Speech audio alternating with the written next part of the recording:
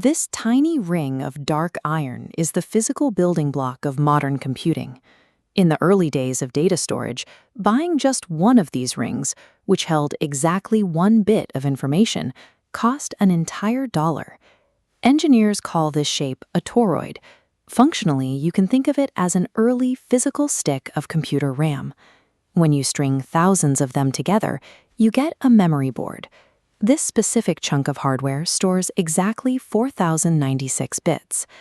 Before our information lived in invisible data centers, memory was a tangible object you could hold in the palm of your hand.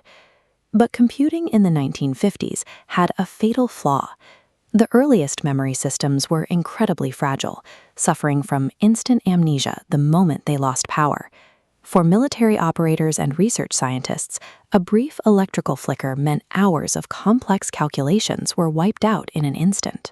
The industry needed a form of non-volatile memory, a system that could hold on to its data without a continuous supply of electricity. Those tiny iron toroids provided exactly that, finally giving machines a permanent, dependable memory. So how exactly does a simple piece of iron remember a 1 or a 0? Data is represented by changing the toroid's magnetic field direction. To manipulate it, 4 wires, X, Y, sense, and inhibit, thread through the center. Intersecting currents on the X and Y wires force the toroid to flip, while the sense line reads that data back. This architecture took abstract magnetic physics and arranged it into a highly organized, readable data matrix. The electrical engineering behind the grid was highly advanced, but the assembly method was shockingly primitive. There were no robots or automated assembly lines available to manufacture these components. Every single memory board was woven by human hands.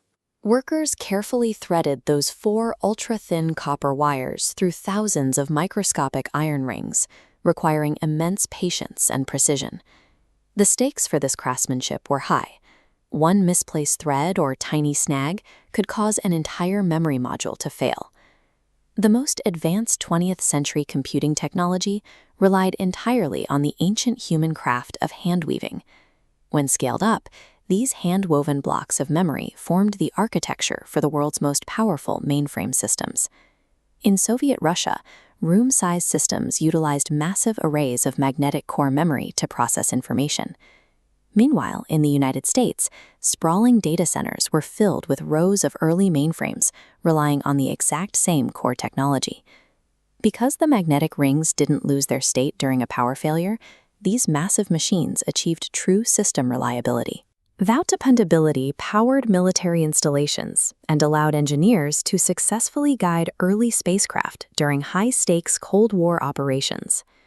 By linking millions of these tiny rings together, humanity was able to calculate complex defense trajectories and safely navigate the space race. The era of the magnetic core came to an abrupt end in the 1970s. A new breakthrough arrived: semiconductor memory. Etched directly into silicon, these new chips were faster, physically smaller, and dramatically cheaper to produce.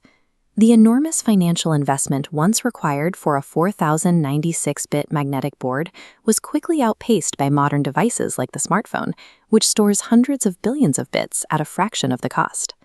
The tiny iron rings disappeared from new machine designs, replaced entirely by the relentless efficiency of the silicon chip.